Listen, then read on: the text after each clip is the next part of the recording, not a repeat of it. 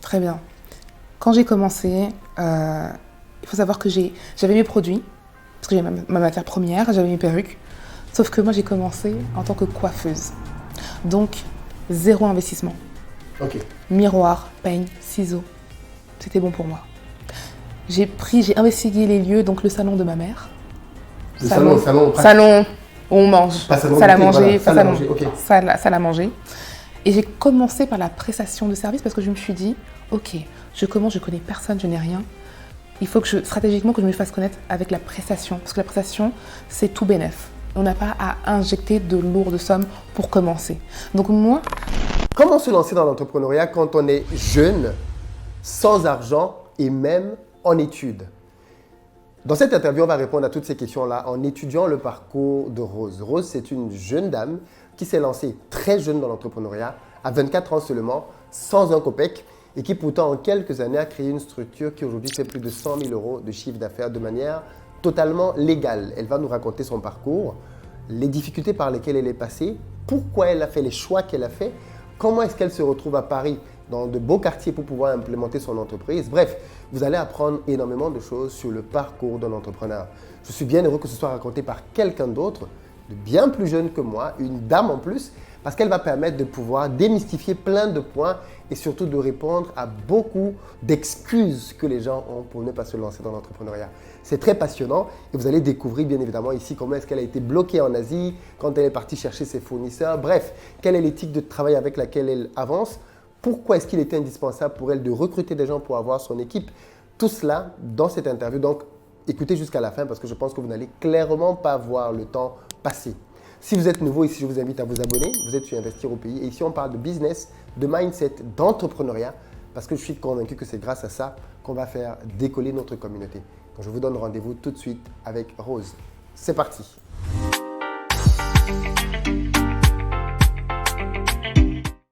Salut Rose. Salut Philippe. Merci beaucoup d'avoir accepté de te prêter à l'exercice de l'interview. C'est moi qui te remercie pour cette invitation. Ok. Tu peux juste te présenter pour ceux et celles qui ne te connaissent pas Bien sûr. encore? Alors bonjour à tous, je m'appelle Rose, je suis la créatrice de la marque Ezinris Beauty qui a été fondée en 2017. Ok, d'accord. Ce qui est intéressant dans ton histoire, c'est déjà que tu lances ton entreprise très jeune et en plus, dans un domaine dans lequel finalement, il y a beaucoup d'argent à faire, mais j'ai l'impression qu'il n'y a pas beaucoup de gens qui s'en rendent compte ou alors que ce n'est pas assez bien structuré. Toi, tu as décidé de faire les choses à peu près proprement, à Paris, dans une belle avenue. D'où te vient déjà l'idée d'entreprendre et d'entreprendre aussi jeune? Parce que quand tu te lances, tu as à peu près 24 ans. C'est ça, exactement. Comme je me suis lancée, j'avais 24 ans. Et il faut savoir que le marché de la perruque en France est hyper concurrentiel. Alors, on ne l'avait pas encore dit. Que fait ton entreprise? Parce que bah oui, exactement. Je vends des extensions capillaires et essentiellement des perruques, qui est le produit principal de ma marque. Et donc en me lançant, c'est vrai que ça reste encore un secteur hyper concurrentiel. Et donc moi, je me suis dit, il y a de la place pour tout le monde, peu importe le secteur où on se trouve. Et je me suis tout simplement dit, j'ai mon parcours, j'ai mon éducation, j'ai ma culture et tout ça, on va faire un brassage et je vais quand même le lancer. Ça n'a pas été un frein pour moi, mais plutôt un challenge de faire la différence dans un secteur où justement il y a du monde. Donc ça ne m'a pas freiné, ça m'a plutôt challengé à aller de l'avant et à m'approprier encore plus mon projet pour faire la différence dans ce secteur-là où il y a effectivement du monde. Et mon point fort, c'est l'organisation. Donc, on va en parler parce que du coup, c'est intéressant de savoir que c'est un domaine dans lequel il y a effectivement beaucoup d'argent à se faire. Je pense que tout le monde le sait. C'est une industrie qui brasse énormément. De milliards chaque année. Et en plus, les Africaines, parce que du coup, c'est le cas, font partie des grosses consommatrices quand même dans cette industrie-là. Et on a l'impression que justement, économiquement, c'est une industrie qui ne profite pas assez aux Noirs puisque les cheveux sont généralement faits en Asie, les boutiques et les revendeurs sont parfois asiatiques, mais j'ai l'impression qu'il y a peu d'Africains qui se lancent là-dedans. Est-ce que tu aurais une idée de pourquoi? Alors je pense qu'au contraire qu'on est beaucoup, mais beaucoup d'informels. Énormément d'informels et justement c'est le constat. On ne les voit pas, l'informel. On ne le voit pas, l'informel n'existe pas et l'informel n'a pas de poids. Ouais. Donc le problème, c'est que on est beaucoup, mais finalement, dans l'informel, il n'y en a pas qui sortent réellement de la masse et du lot.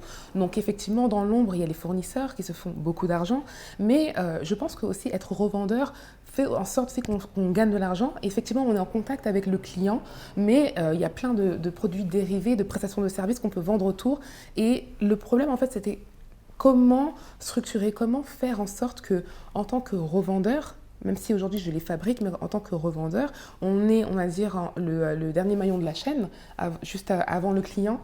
Comment faire à ce que mon entreprise soit structurée, pérenne, hein, parce que les marques qui ouvrent et qui ferment, il y en a aussi beaucoup, et aller vraiment sur le long terme. Quand j'ai commencé, c'était vraiment de me dire, d'accord, on est beaucoup, pas de problème, mais je veux aller sur le long terme, je veux aller loin, c'est-à-dire qu'aujourd'hui, en 2021, on pouvait pas, enfin à l'époque c'était 2017, mais on ne pouvait pas me citer une marque d'extension capillaire ou de perruque uniquement créée par une femme africaine.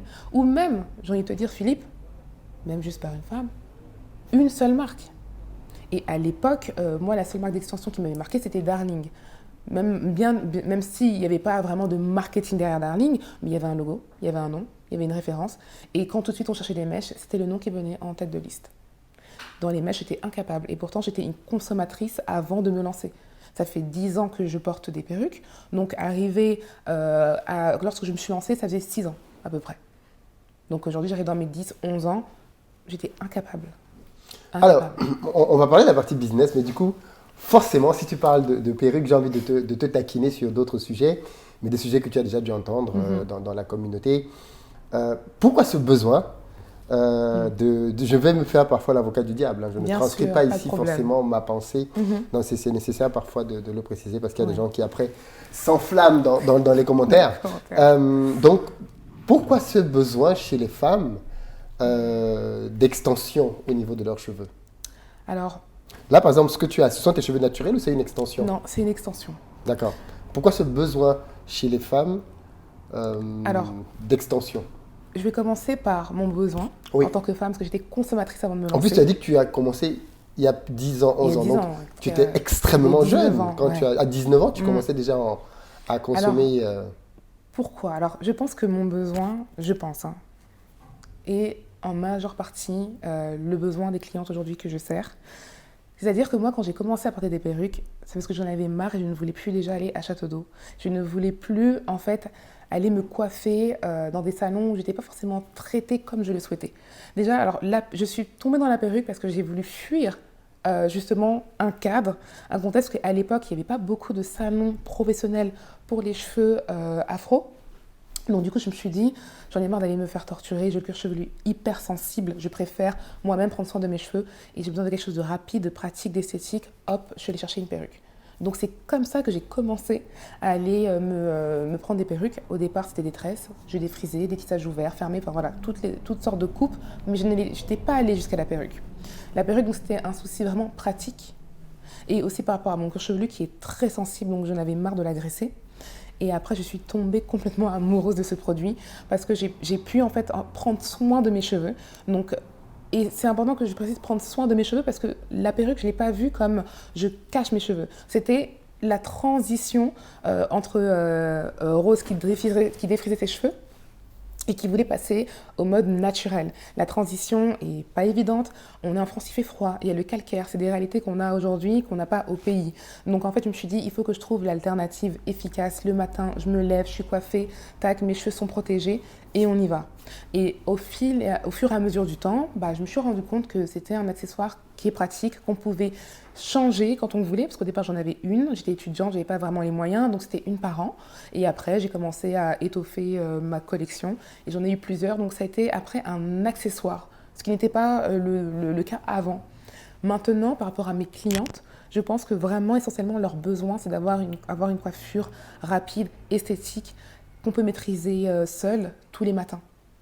C'est vraiment voir le côté pratique.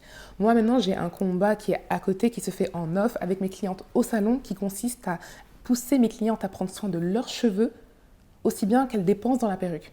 C'est-à-dire que quand une cliente vient et qu'elle retire sa perruque et que ses cheveux sont en mauvais état, je ne suis pas d'accord. Et je l'oriente vers des salons spécialisés pour les cheveux afro qui prennent soin de nos cheveux. Et je leur dis toujours, la perruque, n'hésitez pas à alterner. À alterner entre vos cheveux et d'autres coiffures d'ailleurs, parce qu'il y en a d'autres. Vous avez les crochets braid, il y a plein d'autres coiffures autres que la perruque qui sont possibles. Mais l'idée est d'alterner. Moi, c'est mon message. Peut-être pas tout le monde, mais derrière, en off, il y a énormément de choses qui sont dites et qui sont faites par rapport à la cliente pour qu'elle accepte quand même ses cheveux et pas que ce soit un cache-misère, justement. Justement parce que le gros mouvement aujourd'hui qui a le vent en poupe, c'est un peu le retour au naturel. Complètement. Nappy, ça s'appelle, c'est un mouvement qui a le vent en poupe dans la communauté noire, il faut le dire. Parce que, et c'est peut-être un mouvement justement qui vient du fait qu'il y ait un ras-le-bol inversé, c'est-à-dire que le ras-le-bol de se cacher finalement derrière des accessoires parce qu'on n'assume pas. C'est pas parce qu'on a un problème avec un espace bien particulier, c'est juste qu'on n'assume pas et on pense que ce qui est beau, c'est ce qui est long, c'est ce qui est lisse, c'est ce qui ressemble un peu à l'européen. Et parce que malheureusement, c'est beaucoup le cas chez certaines femmes, notamment sur le continent. La perruque, c'est pas... Parce qu'on n'a pas les problèmes de froid, de calcaire dont tu as parlé. Non, pas du tout. Et pourtant, on voit quand même que les vendeuses de perruques gagnent énormément d'argent. Alors, il y a forcément un côté pratique parce que c'est rapide, on pose et on s'en va. Mais malheureusement, il y a d'autres messages derrière et je voulais savoir comment toi, tu réagis par rapport à ça. Déjà, pourquoi tu as eu le besoin justement d'abandonner le défrisage pour revenir à quelque chose de plus naturel? Alors, abandonner le défrisage, c'est lorsque j'ai déjà pris conscience que c'était mauvais. Avant, lorsque ma mère, pour la première fois, posé du défrisant, ma mère n'était... J'en suis persuadée, parce qu'on en a déjà parlé, elle n'était pas au courant exactement de ce que le défrisage faisait, les causes qu'il y avait sur le cuir chevelu et même bien plus loin dans l'épiderme. Et lorsque, en grandissant, la maman nous défrise, après on se défrise toute seule, un peu à la va-vite dans la salle de bain. Et au fur et à mesure du temps, justement, le mouvement Nappy est venu vraiment décortiquer et expliquer ce que les causes en fait, du défrisage sur notre cuir chevelu. Et là, quand on commence à se renseigner, on se rend compte que c'est très néfaste. Donc moi, ce que j'ai fait, quand j'ai vu tout ça, j'ai rasé mes cheveux. Ah oui? J'ai même pas attendu, j'ai rasé mes cheveux 3 fois pour retrouver ma texture initiale. Parce que même lorsqu'on se défrise, alors moi, ça faisait un certain moment quand même que je me défrisais, mais la première fois que j'ai rasé mes cheveux, j'ai pas retrouvé la texture, la consistance de départ. Donc j'ai rasé 3 fois mes cheveux. D'où les transitions et merci la perruque, quoi. Oui, donc effectivement, la perruque t'a permis de pouvoir de switcher et d'attendre que mes cheveux poussent. Voilà. D'accord, ok. Quand tu décides de devenir entrepreneur, tu es quand même assez jeune. Comment ça se passe avec tes études, avec ta famille? Est-ce que tout le monde est d'accord?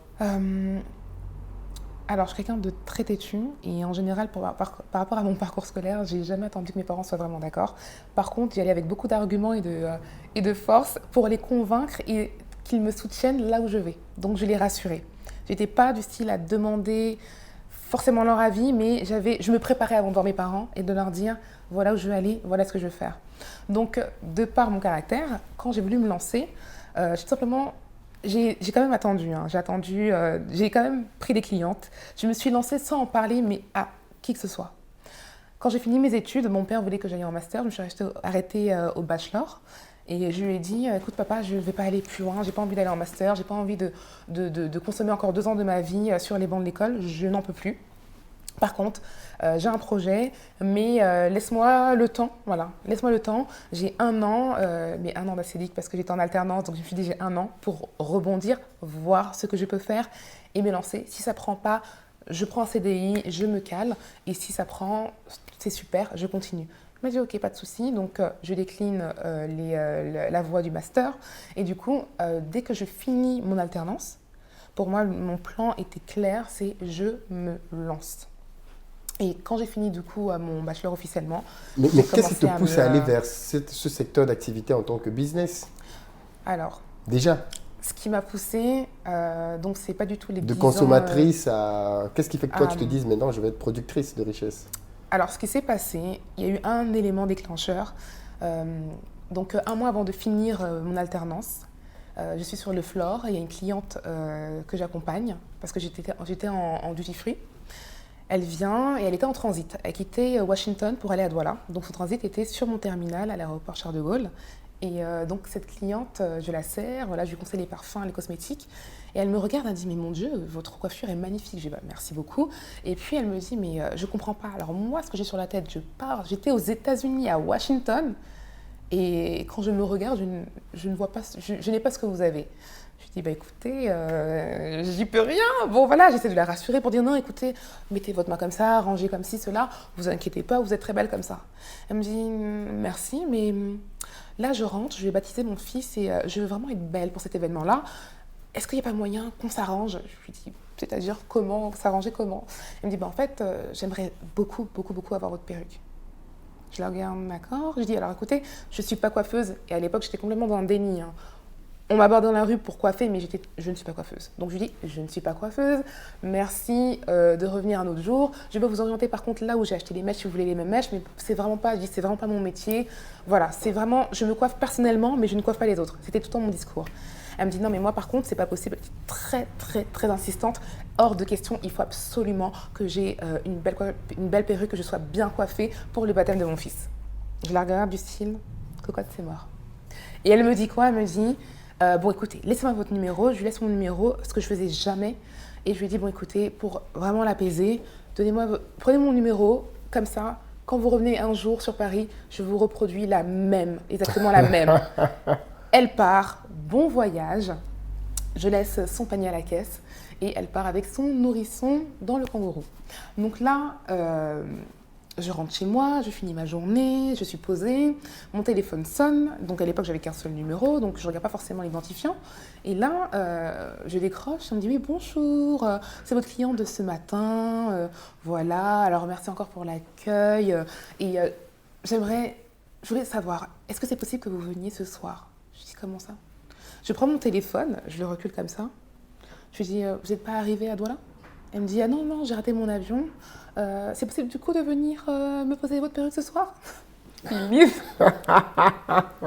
me suis dit, j'ai regardé mon téléphone, j'ai écouté, j'ai dit, donc vous êtes là, présentement, vous êtes à Paris? Elle me dit, oui, je suis à Paris et je prends mon avion demain matin. Je raccroche, je dis alors un instant, je réfléchis, je vois comment je peux m'organiser, ne quittez pas. Je raccroche, j'appelle ma meilleure amie, je lui raconte toute l'histoire, elle crie au téléphone, voilà, je t'avais dit depuis le temps que je te demande de te lancer, ah, c'est ce qu'il te faut pour réaliser. J'étais là genre, ok, donc même là-bas ça chauffe, je raccroche, ok, attends, je te rappelle. Je rappelle la dame, je dis bon écoutez, ma meilleure amie, entre-temps, elle me donne le conseil de la vendre parce qu'elle me dit voilà, tu vas pas aller jusqu'à l'aéroport, tu vas te lever encore plus tôt, c'est des horaires décalés, donc je me suis levée à 4h du matin le lendemain pour aller lui poser la perruque. Et Dieu merci, à l'époque j'en avais 2, parce que ça aurait été compliqué le lendemain d'aller travailler, vu que j'étais pas coiffée du tout. Et là, je prépare la perruque, je la nettoie, je fais tout ce qu'il faut. Hein. C'était, Philippe, officiellement ma première cliente. Je ne m'étais pas officiellement lancée, mais c'est ma première cliente. C'est la première fois que je vendais une perruque. Je la coiffe. Je me rappellerai toujours son nourrisson sur le lit. Elle a été prête à partir et prendre son vol. Je prends du coup la route directement pour aller travailler. Son hôtel était... Et t'as rémunéré combien? Tu te souviens de ce... Oui. Ça, il ne faut pas oublier. C'était un carré court comme ça, 250-300 €. Ah oui? Oui, oui. Ah oui, non, ma meilleure amie avait beaucoup coaché, hein, parce que moi, limite, j'hésitais même à la facturer. Hein, pour te dire, mais je me suis dit, non, c'est pas possible. Mais c'est ma meilleure amie, elle m'a coaché, elle m'a dit, non, attends, quand même. Attends, elle te fait lever à 4h du matin, regarde ta wig. Et Dieu merci, c'était pas je venais à peine de la faire. Elle était vraiment neuve, c'était pas quelque chose d'épuisé, ouais. C'était vraiment toute neuve et tout. Enfin, franchement, cette cliente m'a marquée, Philippe. Et c'est la première fois que je me suis dit, pourquoi pas me lancer? Si une cliente part des États-Unis, elle partait pas du Malawi ou du Kenya, je ne sais pas, mais elle partait des États-Unis. Le pays qu'on adule et qu'on se dit, ils ont 50 ans d'avance apparemment. Ils sont au top niveau coiffure, enfin c'était la référence. Je me suis dit, attends, elle part des États-Unis, elle vient, me croise et elle aime encore plus que j'ai. Effectivement, elle n'était pas très très bien coiffée, mais en soi, c'est vraiment sa réaction qui m'a perturbée. Et je me suis dit, alors si quelqu'un par des États-Unis arrive, me croise, arrive à rater son avion pour me prendre ma perruque et repartir au pays, j'ai toutes mes chances. J'ai toutes mes chances. À partir de là, je me suis dit, Rosie, fonce. c'était réellement le déclic. Tu n'as plus jamais eu de contact avec cette dame? Plus jamais. D'ailleurs, je peux faire juste une annonce. Oui. Si jamais, madame, vous me voyez, n'hésitez pas à m'envoyer un message, je vous en supplie. Je me rappelle du prénom de votre fils, c'était David. C'était en 2016, donc aujourd'hui, il doit avoir bientôt 6 ans, si je me souviens, si je compte bien. Donc, n'hésitez pas à m'envoyer un message, j'aimerais vous revoir. Voilà. Non, je n'ai plus jamais recroisé cette dame, même pas, mais rien, je ne sais pas. Ma mère m'a dit non, mais c'était un ange. Je dis non, oui, c'est un ange, mais j'aimerais, je n'ai jamais eu de contact avec elle. Non, j'aimerais, vraiment.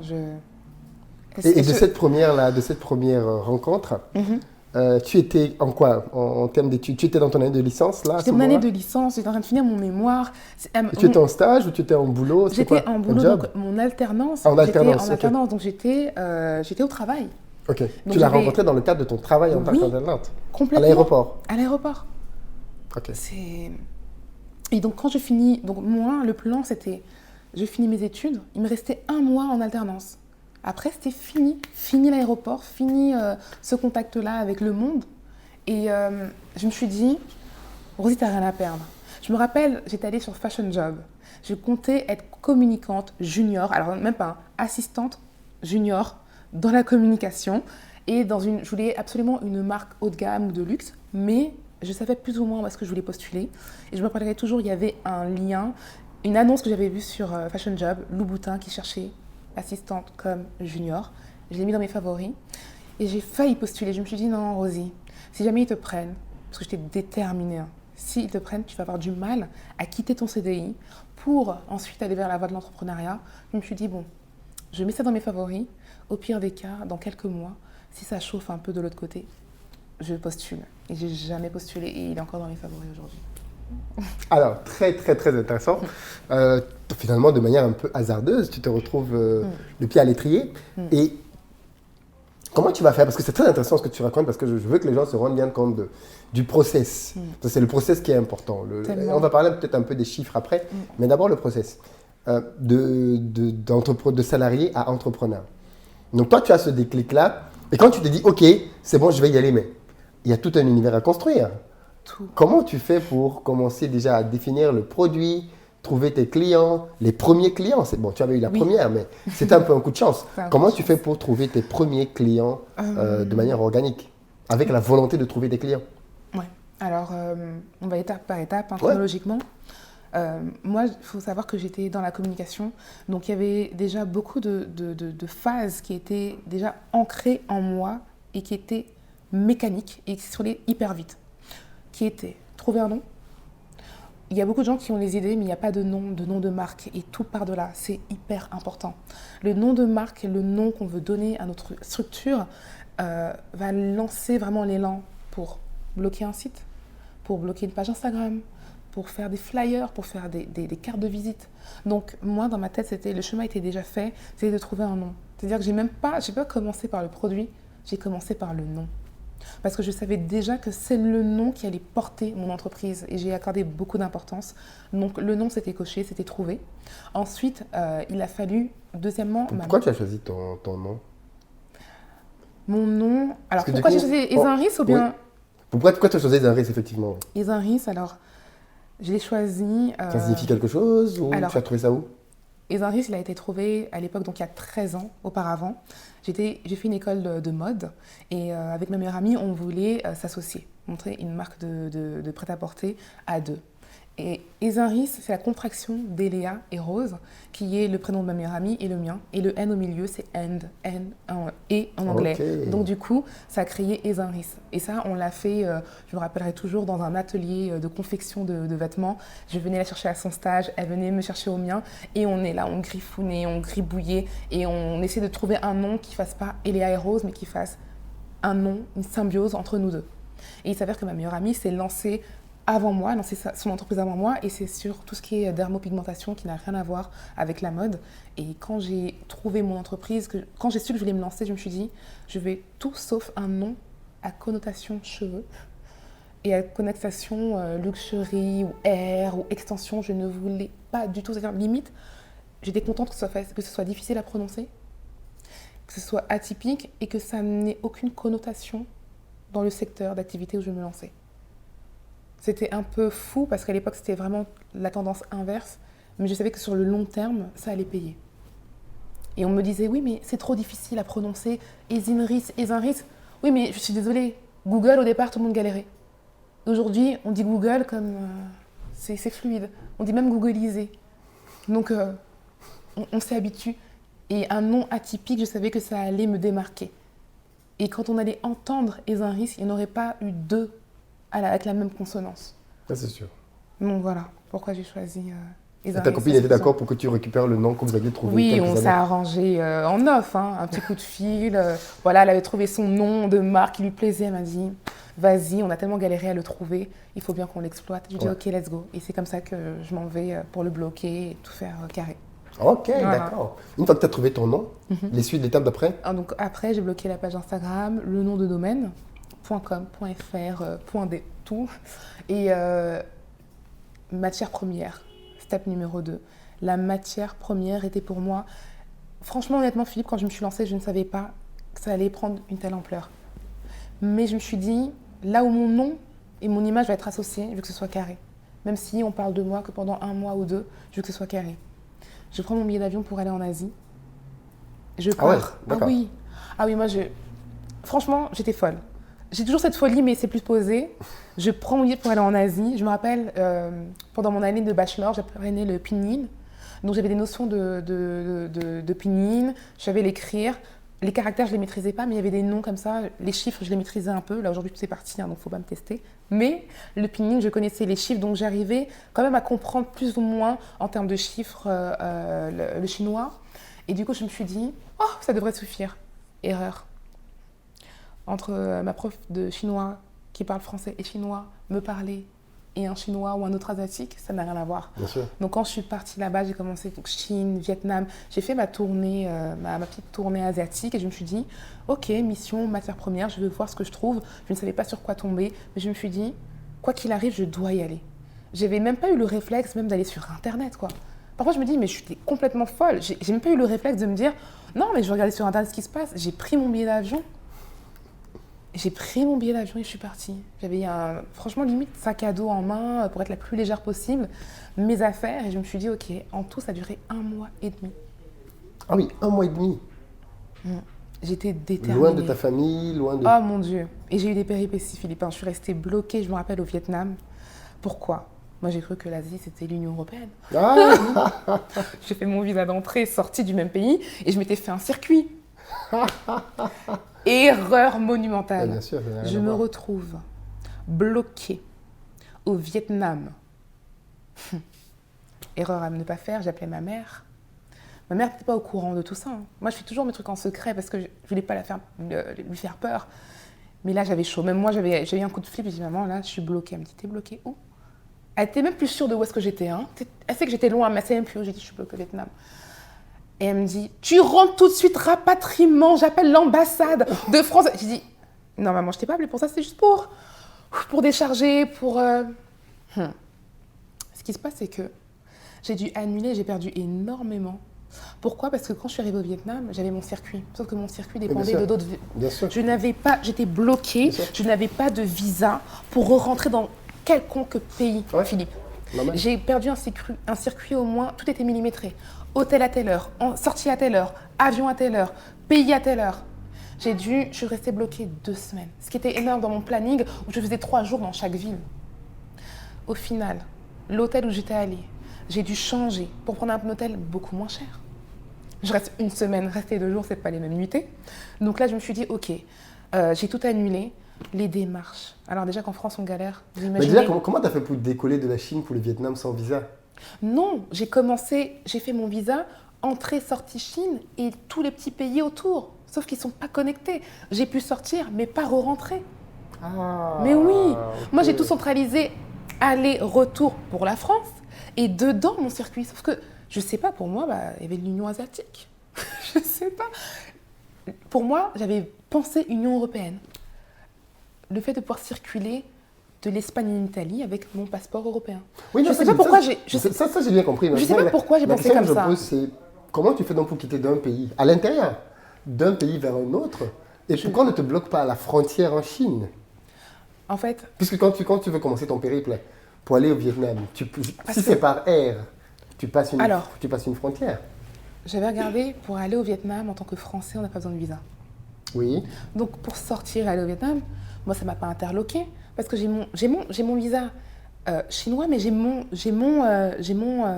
mon passeport français qui me permet d'entrer. Oui. Donc pour le Vietnam, en fait, j'ai pas tilté parce que c'est mon passeport français et pas comment dire, mon visa chinois. Oui, oui, c'est ton passeport, oui. Mais moi actuellement, j'ai pas tilté. Pour moi, c'était mon visa. Ah, ton visa qui te faisait circuler. Est-ce que tu vois donc oui, okay, c'est le retour. Okay. Je me dis, en fait là je dis mais je suis passée parce que je suis française, pas parce que j'ai le visa. C'est ça. Donc j'étais bien bloquée. Alors là, ambassade, je sais même pas, j'ai une ambassade de Chine. Bah non, ambassade française au Vietnam. En fait, quand j'ai appris j'ai dit, oula, je dois tout recommencer. Les démarches, du coup, à l'hôtel, au lieu de savourer la piscine, j'étais en train de télécharger mon dossier pour tout refaire. Et le temps était compté. Pourquoi mon circuit, j'avais ma deadline pour rentrer en Chine. Bien sûr. J'avais chaud. Non, je vais pas mentir, j'avais chaud. J'avais très très chaud. Parce que le temps de faire toutes les démarches, il fallait que mon départ coïncide aussi à l'avion que j'avais prévu pour faire Chine et rentrer à Paris. Et il s'avère que en fait, on va dire que la Chine était mon point où je laissais le plus gros de mes affaires et j'étais partie avec mon sac à dos pour faire toutes les autres petites villes. Voilà, donc ça a tout changé. Tu allais faire quoi? Tu allais chercher quoi? Des fournisseurs? Ah oui, des fournisseurs. J'ai traversé. Non mais quand j'y repense, moi-même, j'y crois pas.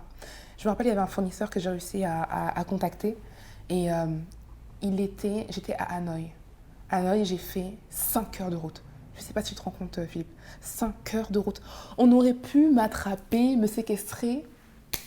5 heures de route de Hanoï. Donc, c'est-à-dire que là, je te parle d'une ville. Alors déjà que je suis loin de chez moi. Donc là, je me rends compte qu'il faut que je recommence tout à zéro. Les démarches, le visa, tout pour rentrer le pays où je m'étais basée en Asie, donc la Chine. Donc là, je me rends compte que je perds à peu près, franchement, 3 000 € de billets. Heureusement que j'ai pris sur Booking des hôtels où c'était annulation avant, donc où j'ai pu rattraper mes coûts. Mais par contre, ce que ça m'a apporté, c'est qu'à Hanoï, j'ai pu développer plus la relation fournisseur. Oui, parce que tu étais sur place. Parce que j'étais sur place, j'avais tout le temps, on est allé au restaurant, on a eu le temps même de visiter Hanoï en scooter. Pour te dire, donc c'était un mal pour un bien et je suis quelqu'un, je ne me suis pas abattue. Quand j'ai appelé ma mère, qu'elle m'a fait paniquer, je lui ai dit non, écoute, t'inquiète, je vais reprendre mes esprits, je ne veux pas rester bloquée.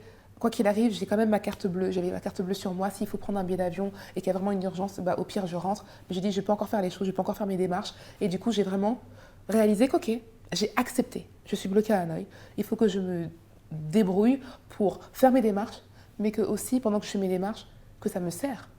Peut-être voir plus de fournisseurs, avoir le temps d'aller justement dans les maisons mères. Et ce que j'ai fait, c'est que les 5 heures de route que j'avais fait avec un des fournisseurs, c'était pour aller justement dans la maison familiale qu'ils avaient transformée en usine. Donc j'ai vu exactement comment ça se passait. C'est-à-dire du moment où on a coupé les cheveux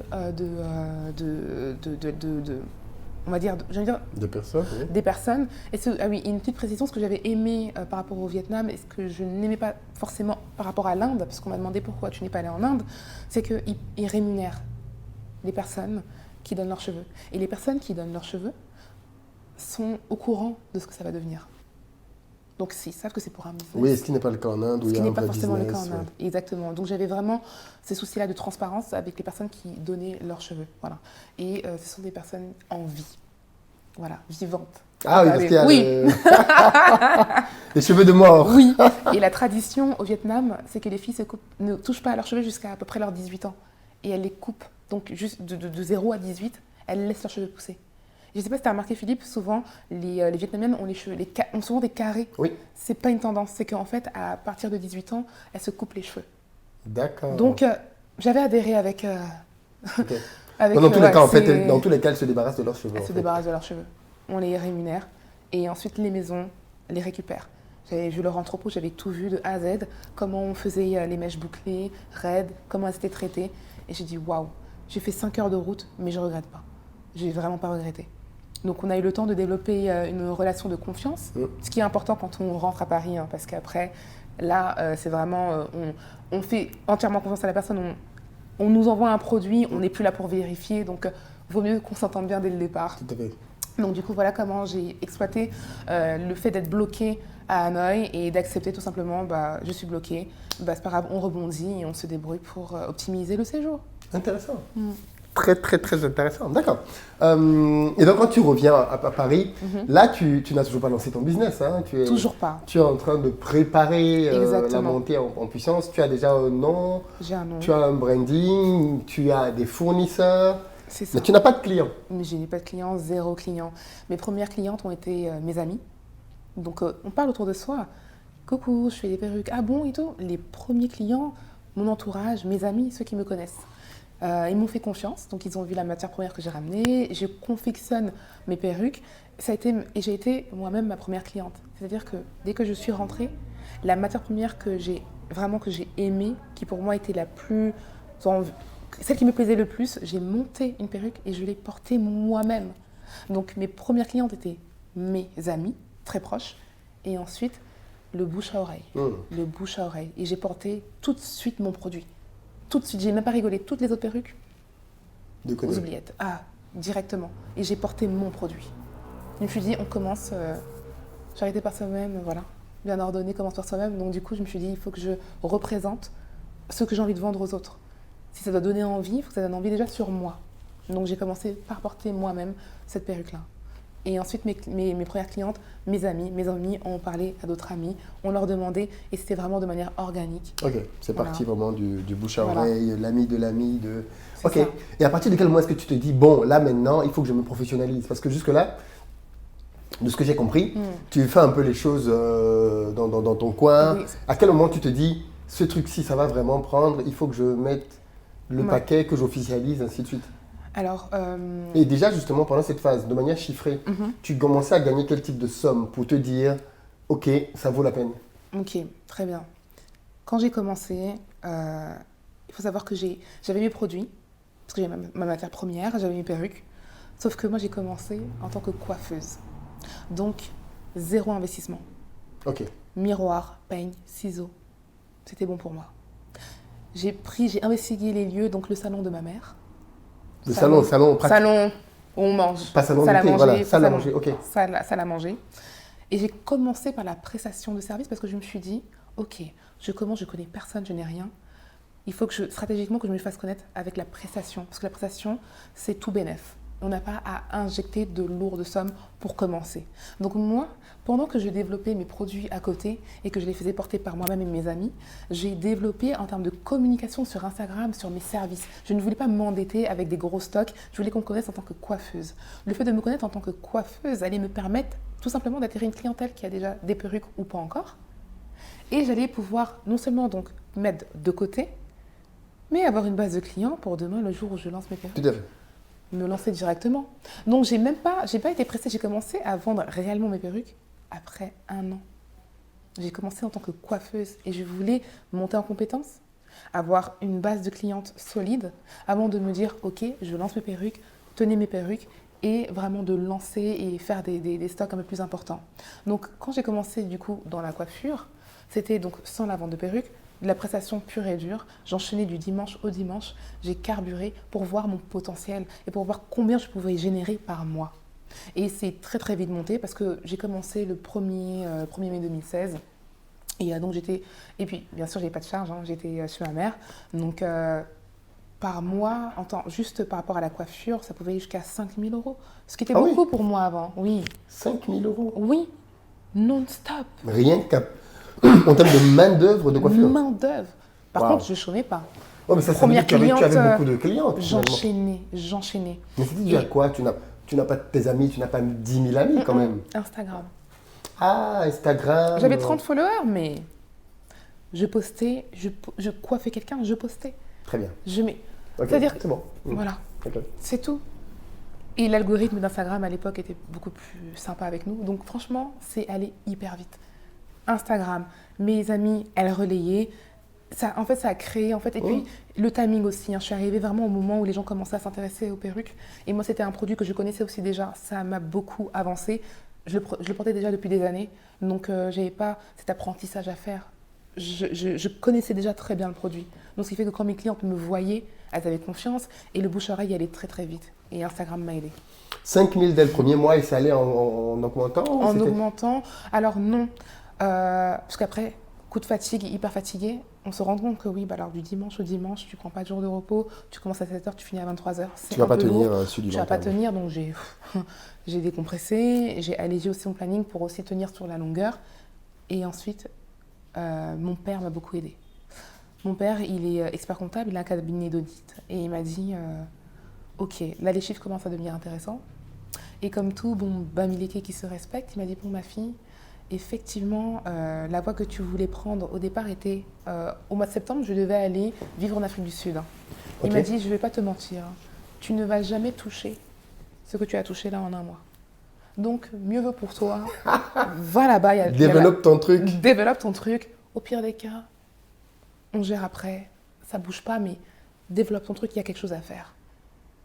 Il m'a dit, c'est bien d'avoir un père qui soutient. Il a été sincère. Il y a des papas qui t'auraient dit, retourne à l'école, il te faut ton master. Et vraiment. Ouais. Et j'ai été vraiment... C'est ce qui m'a poussée parce que mon père, je suis vraiment ses conseils.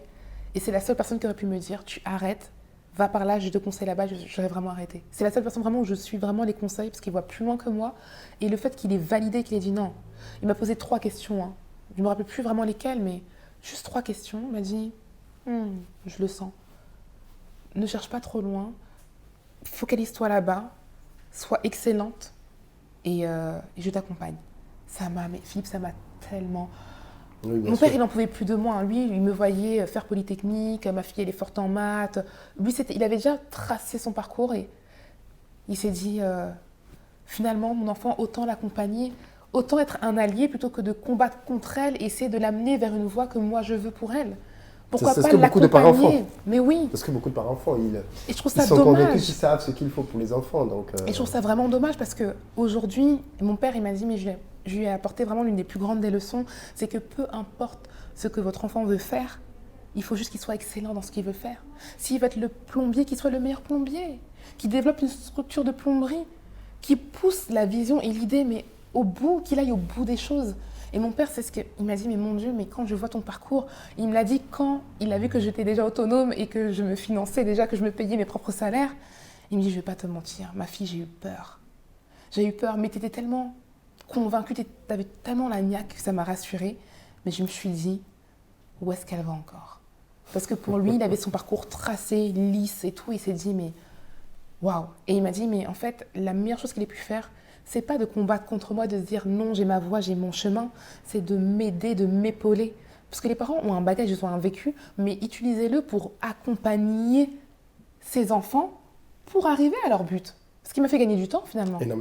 Énormément. Donc, du coup, ses compétences à lui, il m'a dit, l'informel, hors de question. Il m'a dit, dans notre communauté, c'est un fléau. Mon père, il en a horreur. Et il en a vu, ça fait 30 ans qu'il a son cabinet. Il m'a dit, le problème dans notre communauté, c'est l'informel. Ça nous tue. On a des talents, on a la clientèle, mais la plupart, 90% de mes clientes sont africaines. Donc les business sont, oui, on ne se soutient pas, c'est faux. Je l'ai vu, je l'ai vécu. Mes clientes, 90% sont afro-caribéennes. Mais trop d'informel. Mes clientes ne veulent pas se faire coiffer forcément toute leur vie chez une coiffeuse qui est à la maison. Il y a un moment, mais foncez, ouvre ton salon, ouvre une structure. Donc, mon père m'a poussée vraiment à sortir de l'informel. Peut-être de moi toute seule. Je me suis dit, oh, peut-être 2 ou 3 ans d'informel, après, je me déclare. Il m'a dit, hors de question. Les chiffres que tu fais doivent être posés parce que demain, à la banque, mon père il m'a dit, la banque, ce sont tes alliés. Mon mindset, en fait, n'a jamais été, les banquiers sont méchants, le profit un peu négatif de la banque. Non. Moi, mon père, il m'a montré l'autre version. Ton banquier, c'est ton copain, c'est ton partenaire business. Ne le vois pas comme quelqu'un qui veut te confronter. Tu gagnes, il gagne, tu gagnes. Mais comment tu montes ton sérieux? Mais c'est en faisant rentrer des sous dans ton compte. Sûr. Tout simplement. Il m'a dit, c'est le seul langage que le banquier comprend. Bien sûr. Il va regarder ta solvabilité dans ton compte, ta régularité, ton sérieux. Est-ce que tu es personne économe? On ne dit pas je suis économe. On a juste à regarder votre relevé bancaire. on sait tout de suite si vous êtes économe ou pas. Est-ce qu'il y a besoin de le dire? On voit le salaire que vous touchez, on voit la fin du mois, même parfois à la moitié du mois, ce qui reste. On sait, le banquier, en fait, il veut être rassuré. C'est tout, il sait tout. Il sait tout. Donc mon père m'a dit, sors de l'informel, rapidement. Parce que ce que tu gagnes là, auprès de la banque, il y a un poids. Et c'est comme ça qu'au bout de... Mais en août, j'ai commencé le 1er mai. Ma première cliente, au mois d'août, mon père, il commençait à faire les démarches pour me créer un statut, avoir un cabis, tout. Et le fait de sortir de l'informel m'a permis d'avoir rapidement ma boutique. Rue Saint-Honoré, pas de cabis, tout au black. Qui va me regarder? Qui va me prendre au sérieux? Qui va me dire, oui, cette fille-là, elle est sérieuse, mais d'où sort-elle? C'est le fait d'être sorti rapidement de l'informel qui m'a permis de saisir cette opportunité-là et d'être exactement dans cet emplacement-là stratégique. Parce que tout était carré, tout était prêt. Je n'aurais pas été prête à temps, j'aurais loupé cette opportunité-là. Parce que je suis sortie très rapidement de l'informel sous les conseils de mon père. Et je me suis dit, non, mais c'est du suicide. On a toujours ce réflexe. Oui, mais les taxes, oui, mais les impôts. Pareil, mon père, il me dit, mais c'est comme le Monopoly, tu arrives dans un game, il y a des règles. J'ai 25 ans, lui, t'as 25 ans, ça fait plus de 25 ans qu'il y a de la TVA, qu'est-ce que tu me racontes? Il me dit, qu'est-ce que tu me racontes? Les impôts, ça fait plus de 25 ans qu'il y a des impôts. Combine avec les règles, ne combat pas les règles, combine avec les règles. Il y a la TVA, tu es conscient qu'il y a une TVA? Oui, papa. Bah d'accord, bah dans ce cas-là, dans tes prix, tu l'intègres. Okay. C'est ça. Tout simplement, il me dit, mais vous comprenez pas qu'en fait, il y a des règles qui sont là, mais bien avant vous. Il faut apprendre à jongler et à coopérer avec, et pas à aller contre ces règles. Il m'a dit, il n'y a rien de plus jouissif que de payer des impôts. Ah bon? Bien sûr, quand tu gagnes rien, tu ne payes pas d'impôts. Donc c'est un indicateur. Donc c'est rassurant de payer des impôts. Tu crées de la richesse, tu crées de la valeur, donc sois-en fier de payer des impôts. D'accord. Il avait démonté toutes les craintes et toutes les idées qui se disent en général. C'est génial d'avoir un père qui comprend le business. Ah, mais purée. Ah, mais c'est peut-être ton plus gros atout finalement, parce que malheureusement, beaucoup de personnes ne comprennent rien au business. Rien. Et beaucoup de gens sont comme toi il y a quelques années, sont sur des niches très porteuses. Très porteuses. Mais restent au black. Ouais. C'est-à-dire, ils travaillent au noir. Ils passent à côté, quoi. Ils passent à côté. Parce que du coup, toi, en plus, quand tu t'officialises, que tu crées ton truc, ta structure, et que tu as des bureaux, mais les gens ne le réalisent même pas, mais ça te met une pression positive de malade. Parce que là, maintenant, tu as des objectifs. C'est-à-dire que je dois payer un loyer, je dois payer des impôts, je dois payer... Exactement. Donc, il faut que j'aille chercher de l'argent. Quelqu'un qui n'a pas toutes ces contraintes, à la limite, il peut se laisser aller. Un jour, ça marche, un jour, ça ne marche pas. C'est pas grave, j'ai rien à perdre. Exactement. Donc moi, ça m'a beaucoup challengée. Et petite anecdote, le premier loyer que j'ai payé, c'est pas le loyer où je vis actuellement, parce que je ne suis plus chez mes parents. Entre-temps, j'ai quitté l'appartement familial. Mon premier loyer était le loyer de ma boutique. Donc je suis rentrée petit à petit. Et les challenges, je peux te dire, Philippe, moi, quand je suis rentrée dans ma boutique, je ne savais pas comment j'allais payer mon loyer après. J'y suis allée vraiment par la foi. Et je me suis dit, c'est là que je dois être. C'est là que je dois recevoir mes clientes dans un autre cadre, un autre univers. Pourquoi un quartier aussi chic, une aussi belle rue? Parce que là aussi, on se serait dit, bon, allez, va aller à Château Rouge. Ou à Château d'Eau, j'en sais rien. Alors, mes clientes m'ont supplié de ne pas aller là-bas. Non, honnêtement, à chaque fois que je disais, voilà, il faut que je pars du salon de là où je suis, enfin, je ne veux plus coiffer en appartement, mes clientes à chaque fois me disent, Rosie, fais-nous plaisir. Si on vient jusqu'à chez toi, c'est pas parce qu'on n'a pas envie d'aller à Château d'Eau en fait. On vient jusqu'à chez toi parce qu'on fuit quand même là, un endroit particulier. Donc ne viens pas là-bas. Ne nous ramène pas là-bas. J'étais là, ok, d'accord. Mais de toute façon, je ne comptais pas y aller, même s'il n'y avait pas eu ces conseils-là. Et du coup, moi, dans mon esprit, dans comment je voyais la vision de mon entreprise, je la voyais dans le centre de Paris. Mais juste petite parenthèse, c'est quoi le problème avec Château d'Eau? Alors, il n'y a aucun problème. C'est un très, très beau quartier. Les immeubles sont haussmanniens. Effectivement, la beauté, on ne la voit pas tout de suite quand on sort du métro. Le problème, c'est juste la fréquentation, l'atmosphère, le cadre. C'est un immeuble haussmannien, mais sortir à Opéra et sortir à Château d'Eau, ce n'est pas la même ambiance. Ce n'est pas le même accueil. Quoi, peut-être qu'il y a beaucoup d'Africains? Non, pas du tout. C'est le fait, en fait, que dès lors où on sort du métro... agression verbale, on va dire, où les gens viennent vous ma chérie, viens te coiffer ici. Voilà, c'est ça. Ça, c'est quoi? Par contre, c'est de la bonne ambiance. Je respecte énormément ces personnes parce que, jusqu'à preuve du contraire, ils ne volent pas. Ils essaient de faire un travail digne, à rapporter des clients dans un salon, c'est pas mauvais. La démarche est un peu brusque, mais ça fait fuir les gens. Voilà. En soi, c'est bien, c'est du marketing.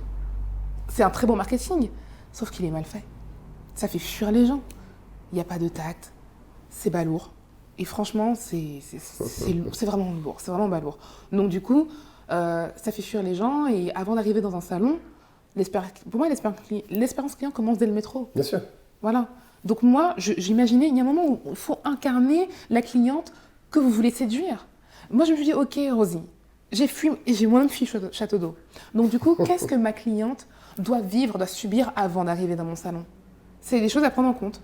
Donc je dis, il est hors de question de me remettre là-bas. Pourquoi? Parce que arriver dans le métro, j'ai pas envie qu'elle soit blasée, parce qu'il faut qu'elle arrive à mon salon. Tout simplement. Ce que je ne veux pas pour moi, je ne le veux pas pour mes clientes. Et donc tu vas dans un très beau quartier à Paris, dans une très belle rue, et tu installes ton salon. Alors, c'est très intéressant ton histoire. Je pense que les gens apprennent énormément de ton parcours, si c'est exprimé très simplement. En 4 années, finalement, 5 années d'entrepreneuriat, puisque maintenant je compte dès le début. Quelles sont les principales leçons que tu as apprises depuis que tu es entrepreneur? Parce qu'en plus, on va en parler un tout petit peu, mais en 5 ans, ton chiffre d'affaires n'a cessé d'augmenter, année après année. Année après année, oui. Alors, 2-3 leçons que tu penses que tu as apprises depuis que tu es entrepreneur et que tu ne savais peut-être pas ou que tu... Alors, ce que j'ai appris, ou on va dire encore plus valorisé, c'est les économies. C'est l'économie qui était un très très bon levier pour pouvoir commencer. Avant de me lancer, j'avais des économies. Pendant que je me lançais, j'économisais, j'ai continué à économiser. Donc, je n'ai pas flambé cet argent-là et je ne me suis pas ruée dans les magasins. J'ai continué à avoir cette rigueur-là. Les économies m'ont beaucoup aidée. Ça a été un accélérateur. Parce que ce qu'on m'a demandé de sortir pour acquérir justement mon premier salon, pareil, je n'aurais pas économisé, je ne l'aurais pas eu. Donc, la première chose, c'est vraiment les économies, de ne pas négliger, le fait de se sacrifier au début. Ça m'a énormément apporté, ça m'a fait gagner du temps, Philippe, parce que parfois on veut se lancer et après de dire on économise, mais j'ai envie de dire économisons même avant de se lancer, parce qu'on est dans un monde capitaliste et tout se paye. Donc de l'argent, on en aura toujours besoin. Voilà, donc les économies, ça m'a encore plus... j'ai eu encore une plus grande rigueur et c'est un peu maso, plus on économise, plus on a de facilité à économiser et moins on a de facilité à dépenser. Donc voilà, les économies, j'ai été encore plus rigoureuse sur ça. Ensuite, deuxième conseil, c'est ne pas négliger les petits commencements.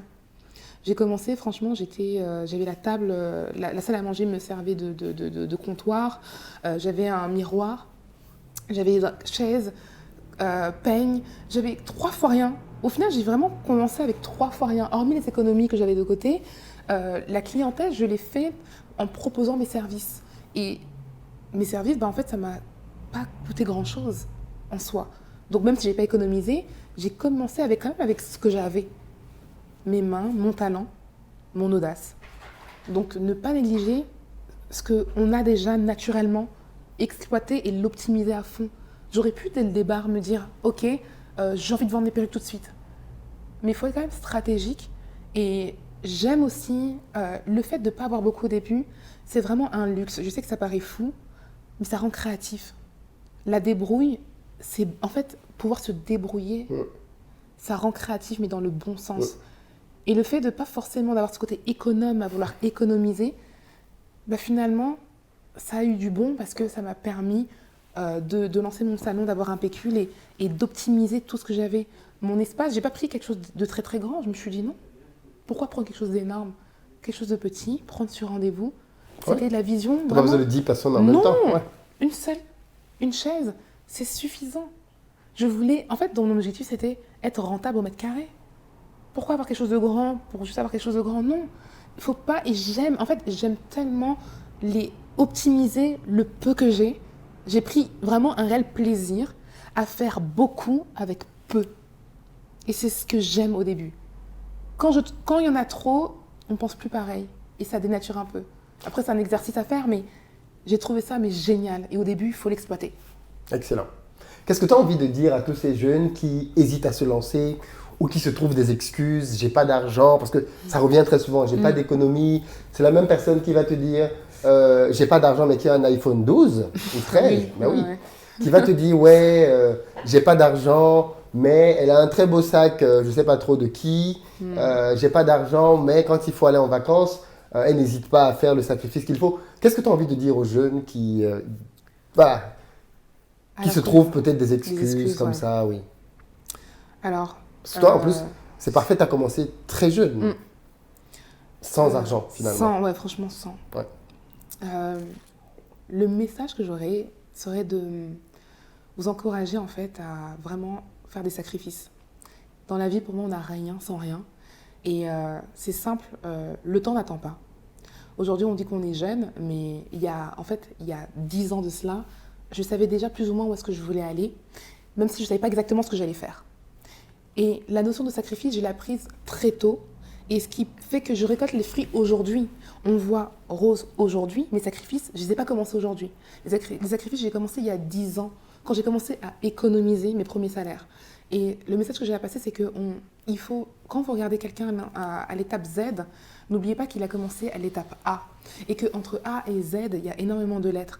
Et chaque année, chaque mois que vous gagnez ou vous économisez, vous êtes un pas de plus vers l'objectif où vous voulez aller. Et le jour où le projet est là, et c'est ce qui est arrivé pour ma part, quand le projet était là, ça allait hyper vite. C'est-à-dire que ce que j'ai pu faire en 4 ans, si je n'avais pas les économies, si je n'avais pas fait le sacrifice avant, je ne les aurais pas fait en ce temps-là. Parce que parfois, 4 ans, c'est le temps d'avoir les économies que je devais avoir au moment où j'ai commencé. Donc c'est avoir une jeunesse qui se sacrifie, avoir une jeunesse qui ressentent leurs priorités. De l'argent, on n'en a pas, mais on en a parfois pour des futilités. Donc vraiment, franchement, de casser ce fléau-là, de mettre son argent là où il ne faut pas. Mettez votre argent dans les choses qui vous font grandir, dans la formation. Investissez votre argent, placez-les. Ou au pire des cas, économisez, mais mettez de côté sans flamber. Ne vivez pas au-dessus de vos moyens. Même en dessous, oui, parce que plus jeune, on peut vivre en dessous de ses moyens, je suis désolée. Il n'y a pas de loyer à payer. Enfin, quand j'ai commencé à payer un loyer, je me suis dit, mais purée, mais c'est énorme. Ça change beaucoup de choses. Ça change beaucoup de choses. C'est vraiment la notion de sacrifice, la notion de, même si aujourd'hui, vous ne savez pas exactement ce que vous voulez faire, mais ça payera tôt ou tard. On a besoin d'argent. On est dans une société où ça marche avec l'argent.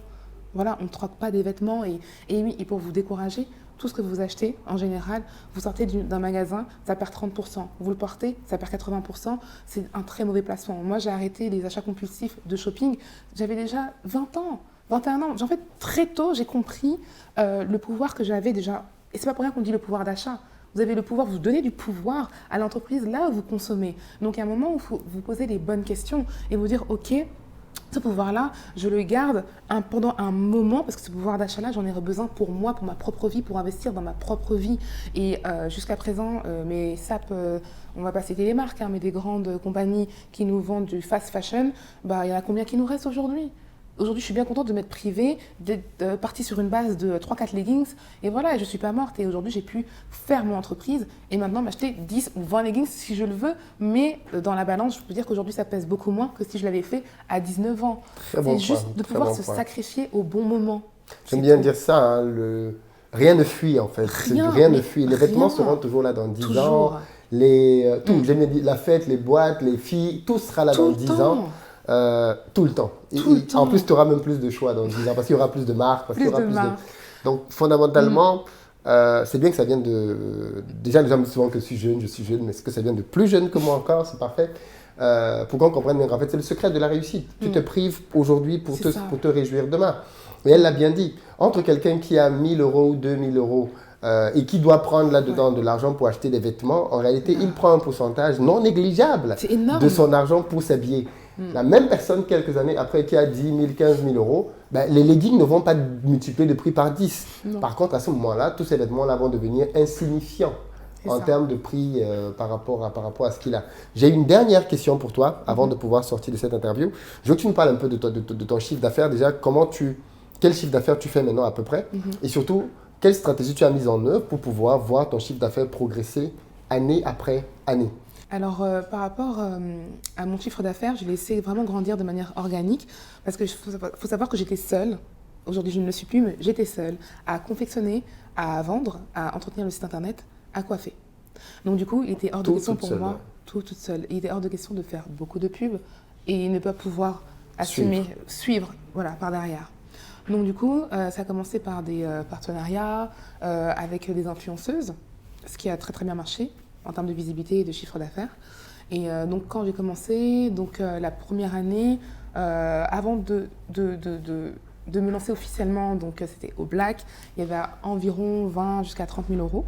Et ensuite, lorsque j'ai fait donc année 1, 2, 3, 4, 5, je suis passée de 70, après j'ai fait 100, 100, 120. Et là, actuellement, j'ai déjà fait plus de 110 et on n'a pas encore fini l'année. Et j'ai traversé le Covid. Donc même lorsque j'ai fait le Covid, j'ai fait quand même beaucoup plus que l'année N-1. Intéressant. Donc voilà. Et là, Donc tu t'es par développé de rapport manière organique en fait. Vraiment jusque-là. organique. Les influenceuses, C'est ça. les Instagram aussi qui t'avaient aidé au début, j'imagine. Oui, c'est ça. Instagram au départ. L'algorithme il était beaucoup moins chiche parce qu'aujourd'hui il faut payer. Hein, alors qu'à l'époque il n'y avait pas le système de sponsorisation, de sponsoring, pardon. Mais en fait, à chaque fois que je démarchais une influenceuse ou que je faisais une collaboration à l'amiable, j'essayais de calculer est-ce que derrière je peux assumer les répercussions? Est-ce que je peux satisfaire la clientèle qui va venir derrière? Donc finalement, je n'ai pas fait tant que ça. C'est tellement important de se poser cette question parce que beaucoup de C'est gens ne se la très posent important. pas. Beaucoup de gens voient juste l'argent et ne voient pas en fait leur capacité à bien satisfaire tous les clients qui vont arriver. Exactement. C'est très bien que tu aies pensé à ça. Oui. Donc j'avais c'est pas bien. soif en soi de faire rapidement du chiffre. Pourquoi? Je ne voulais pas dépendre de ma structure. Je me suis dit, j'ai envie d'arriver là, mon objectif financier, hier même, il y a le mois dernier, je me suis dit, ok, là, je me focus vraiment sur mon objectif financier. Je n'avais jamais fait, durant 4 ans, de business plan. D'ailleurs, j'en ai fait, même au départ, je n'ai jamais fait de business plan. Je me suis dit, ok, je veux asseoir ma structure, mettre les fondations. Tout ça, on ne le voit pas. Il faut une équipe. Je veux quelqu'un qui réponde aux messages. Oui, vous contactez une influenceuse, mais derrière, il y a des questions. Il faut répondre aux clientes, aux prospects, aux futurs clients qui veulent avoir des renseignements. Il faut que le site soit performant et pas qu'au bout de 2 personnes que ça bug. Il faut que derrière la production suive. Donc moi, j'ai fait plutôt l'inverse. Pendant 4 ans, j'étais vraiment dans les fondations de mon entreprise. Connaître, comprendre, maîtriser mon business, voir ce que j'aime faire et ce que je n'aime pas faire. Ensuite, déléguer les tâches qui étaient les plus importantes. Et là, maintenant que j'ai mon équipe, je me focus vraiment sur le chiffre d'affaires. Donc, c'est pour ça que la croissance que j'ai eue, elle est, on va dire, organique, très, on va dire, plutôt douce. Elle n'est pas encore Maintenant, tu vas exponentielle. exploser. Maintenant, là, ça va exploser. Oui, parce que tu as l'équipe, ça c'est la base. J'ai l'équipe, c'est la Tu as base. l'équipe et maintenant tu peux te permettre d'aller chercher Vraiment, ouais. de manière un peu plus agressive. Et Exactement. sur quel levier tu comptes t'appuyer pour exploser? Alors, la pub sur Google, Facebook, donc les pubs payantes, Sponsoring, oui. sponsoring, et la pub, toujours dans l'influence parce que ça marche. Voilà. Très bien. Non, maintenant tu vas aller chercher des clients. Oui, parce qu'il y a beaucoup C'est ça. d'études qui démontrent hein, que avec de la publicité, tu peux aller chercher en fonction de ton domaine d'activité Exactement. entre 30 et 70% de ton chiffre d'affaires. Exactement. Donc tu peux vraiment aujourd'hui doubler et même tripler ton chiffre d'affaires si C'est ça. tu mets les moyens qui vont bien pour pouvoir Exactement. aller chercher des personnes en trafic payant. C'est ça. Mais J'allie écoute, vraiment les deux. C'est très plaisant de discuter avec toi, on ne voit pas le temps passer. Du coup, on arrive quasiment à la fin c'est passé très vite. Ouais, c'est passé très vite parce que c'est très intéressant ton histoire et j'espère que ça inspire beaucoup de jeunes pour se rendre compte qu'on peut faire de l'argent. Ce n'est pas une question d'âge ou même de blocage parce que d'autres personnes trouvent d'autres blocages pour ne pas avancer. Oui. Est-ce que tu veux juste nous donner peut-être le mot de la fin? Le mot de la fin, alors ce serait Ouais. vraiment de commencer avec ce qu'on a et surtout de voir loin, d'avoir une vision. Et c'est ce qui nous porte dans les moments de doute, dans les moments où il nous manque et de se dire, ok, je sais pourquoi j'ai commencé, donc je ne m'arrête pas. Voilà. Merci beaucoup, Aurélie. C'est moi, Philippe.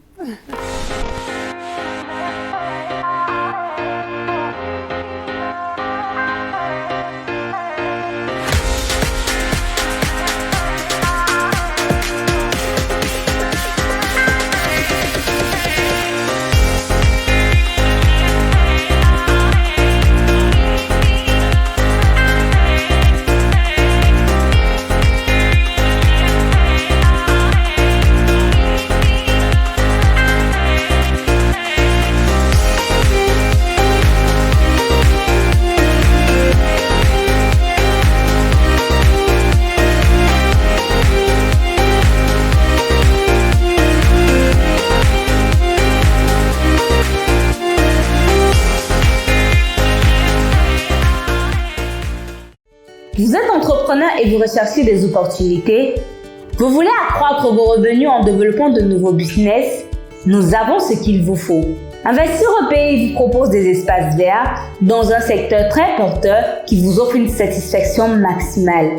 C'est pas génial ça? Offrez-vous un terrain situé dans la ville de Yaoundé, juste en face de l'entrée du groupe scolaire privé bilingue de Kolda. C'est une propriété de plusieurs hectares dans laquelle nous vous proposons 10 000 mètres carrés en morcellement à partir de 500 mètres carrés. Il est très facile d'accès et situé à 600 mètres de la route principale. Et tout ça à un prix imbattable. Vite, ne perdez plus de temps. Appelez-nous dès à présent.